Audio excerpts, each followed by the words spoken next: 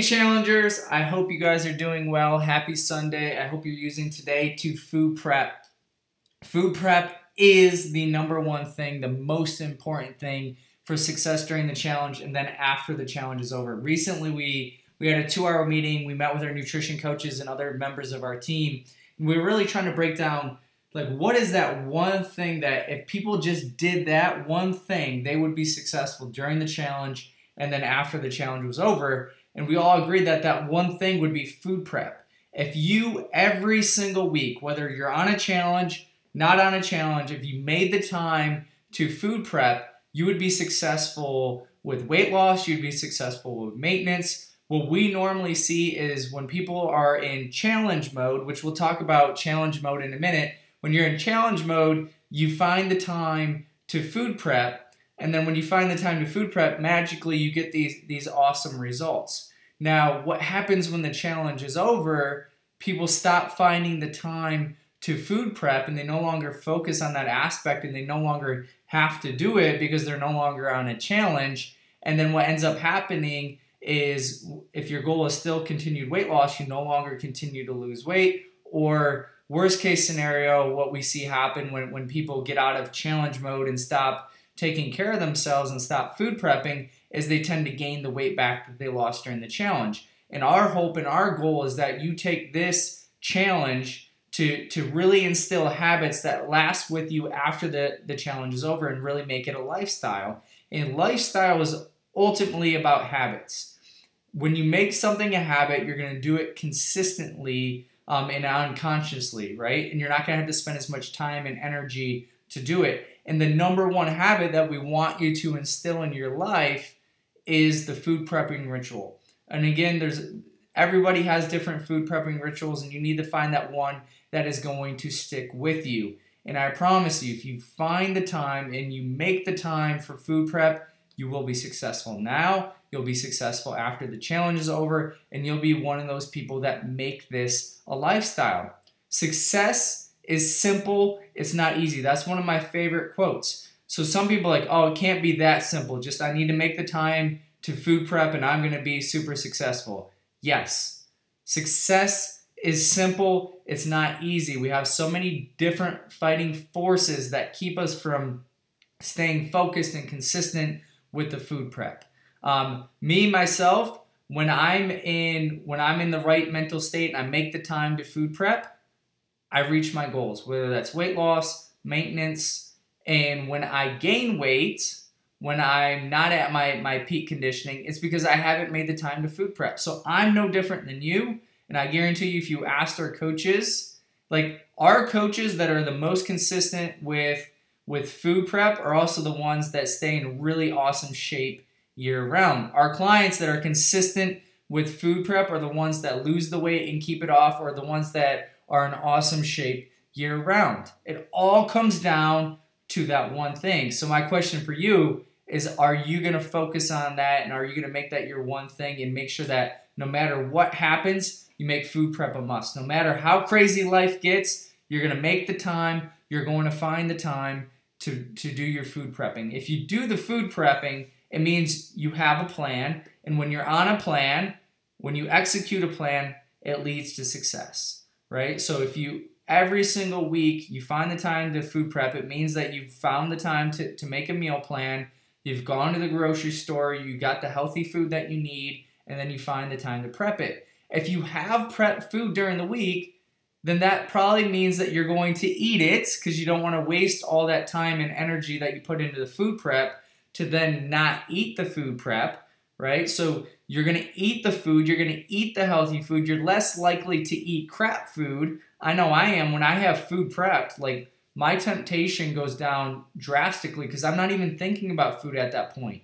So when you cook the food, you're less likely to eat bad food, you're less likely to be tempted to eat bad food, and one of the reasons you're even less likely to eat the bad food is because now you're nourishing your body, you're eating every 3 to 4 hours, 2 to 3 hours maybe, you're stabilizing your blood sugar, so you're not going to be hungry. You're not going to have those dips in having low blood sugar, because when you have low blood sugar, that's actually a very dangerous response in your body, and your body's like, danger, danger, and it doesn't crave chicken and broccoli, it craves foods that we shouldn't be eating on a regular basis. So we're gonna crave sugar. We're gonna crave processed foods because that's what's gonna get your blood sugar up the fastest. So if we can avoid those crashes in blood sugar, we're gonna avoid having those cravings for bad food. The other really cool thing about it is when you make the time to food prep, whether your goal is weight loss, whether you're in a challenge or not in a challenge, overall you're just going to be healthier because the foods that you're going to be preparing and cooking are going to more likely be whole foods that are preferred for your body, for your health, and your results. They found that families that make the time to eat at home, cook as a family, have dinners, overall are healthier than other people. And that doesn't mean you have to count macros. That doesn't mean that you have to count every single calorie that you eat or even eat approved foods that are off our food list. But it does increase the likelihood that you're going to be eating better foods and that you're probably going to be eating portions that are in appropriate portion sizes. You're not going to be overeating as much. With that, I want to address challenge mode. The reason that you're food prepping is not because you're in a challenge.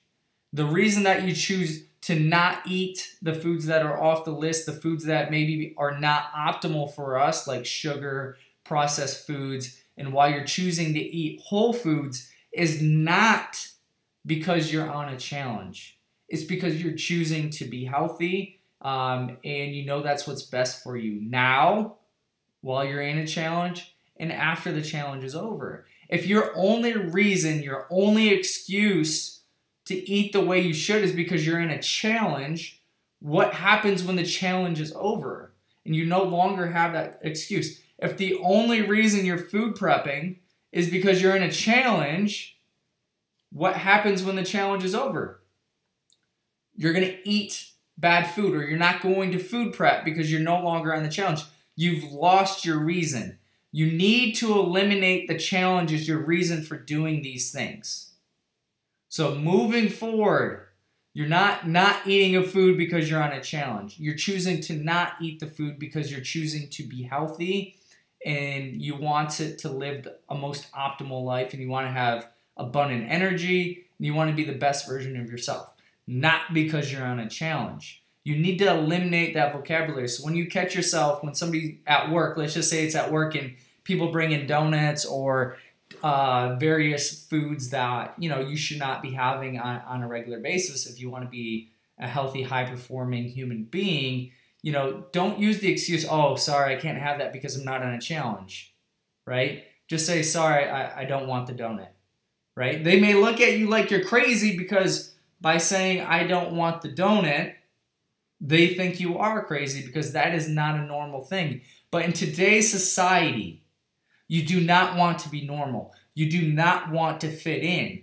And I know that goes against everything that we're programmed to do, but in today's society, normal means being overweight.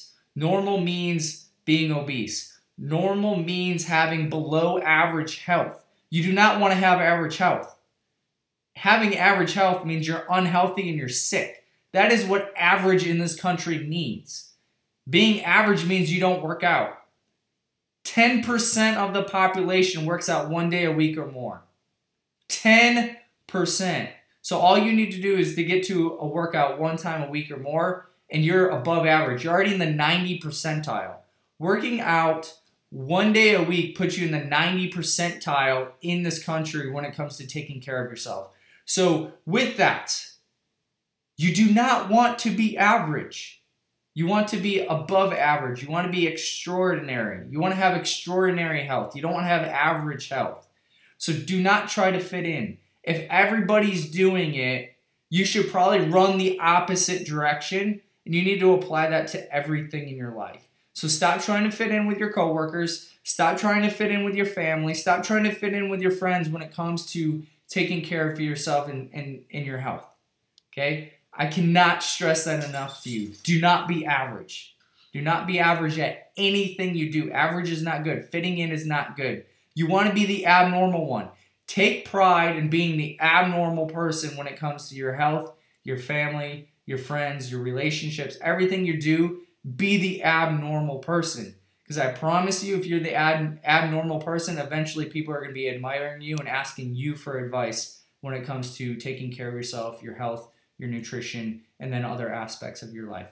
So with that, drop the I'm on a challenge mentality. If you want this to last after the challenge is over, which I hope to God every single one of you wants this to last after the challenge is over, get out of challenge mode. Think of this as a lifestyle and stop saying, I can't do something because I'm on a challenge. You can do whatever you want, whether you're on a challenge or not. All right? So that's it. I'm done beating a dead horse on that one.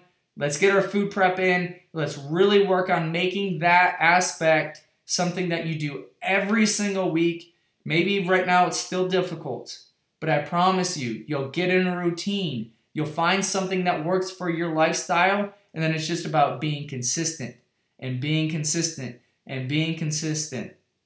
Success is simple. It's not easy, but make the time for that food prep, and I promise you, you'll have all the success you've ever dreamed of. All right, I hope this message finds you well. I hope you guys had an awesome first couple of weeks of this challenge, and we look forward to seeing you on the blue mats for week 3. If you need anything, comment down below, and I'll be happy to go back and forth with you through the comment section. Have a great Sunday.